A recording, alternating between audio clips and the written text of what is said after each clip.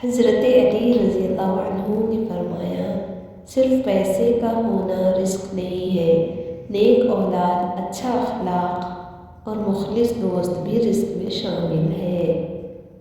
رشتوں کی خوبصورتی ایک دوسرے کی بات کو برداشت کرنے میں ہے۔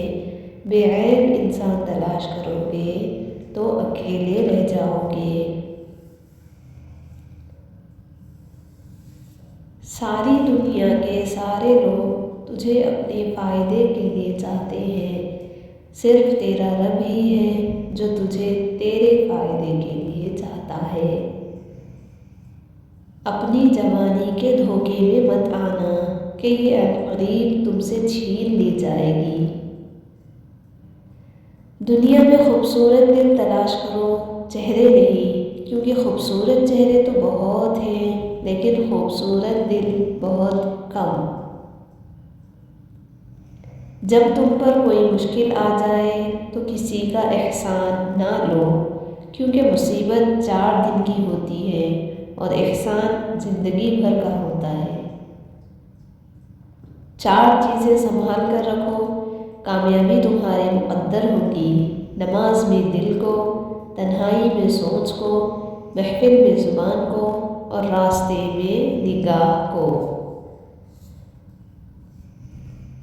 جب آپ کچھ بھی نہ کر سکیں تو اپنی دعاؤں میں اضافہ کر دیں، کیونکہ اللہ کے سوا کوئی آپ کو کچھ نہیں دے سکتا۔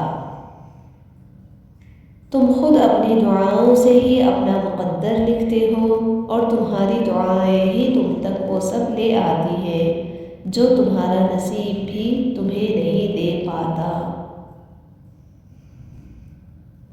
ایسا گنہگار جو اپنے گناہوں کا اقرار کرتا ہے، ایسے عمل کرنے والے سے بہتر ہوتا ہے جو اپنے عمل پر غرور کرتا ہے۔ انسان رہ سکتا ہے محبت کے بغیر، رشتوں کے بغیر، لوگوں کے بغیر، مگر انسان اللہ پاک کے بغیر نہیں رہ سکتا۔ تمہارے والدین تمہیں بچپن میں شہزادوں کی طرح پالتے ہیں، لہٰذا تمہارا فرض بنتا ہے کہ ان کے بڑھاپے میں ان کو بادشاہوں کی طرح رکھو۔ محبت میں خوبصورتی تب معنی رکھتی ہے جب آپ کا ہمسفر آپ کو دین کے قریب کر دے۔ آپ کسی کو بھی 2 چیزوں کے لیے زبردستی مجبور نہیں کر سکتے، ایک محبت، دوسرا عبادت۔ دونوں دل سے ہوتی ہے اور دونوں کا رشتہ روح سے جڑا ہوتا ہے۔ 3 لوگ جب آپ کے سامنے بات کر رہے ہوں تو انہیں مت روکے، والدین، بچہ اور غمزدہ انسان، کیونکہ ان کا دل بول رہا ہوتا ہے۔ کامیاب لوگ اپنی ہونٹوں پر 2 چیزیں رکھتے ہیں، خاموشی اور مسکراہٹ۔ خاموشی مسائل سے دور رہنے کے لیے اور مسکراہٹ مسائل حل کرنے کے لیے۔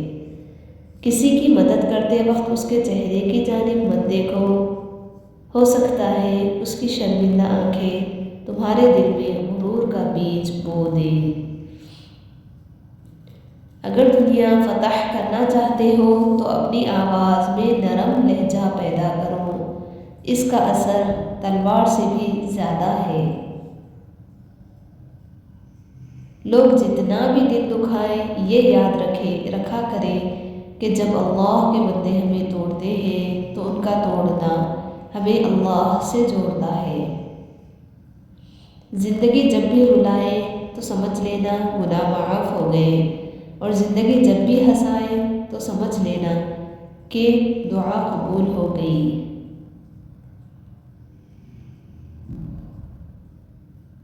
دو چیزیں اپنے اندر پیدا کر لو، چپ رہنا اور معاف کرنا، کیونکہ چپ رہنے سے بڑا کوئی جواب نہیں اور معاف کر دینے سے بڑا کوئی انتقام نہیں۔ جس خواہش کو تم اللہ کی رضا کے لیے رد کر دیتے ہو، وہ اسی خواہش پر راضی ہو کر اسے تمہارا مقدر بنا دیتا ہے۔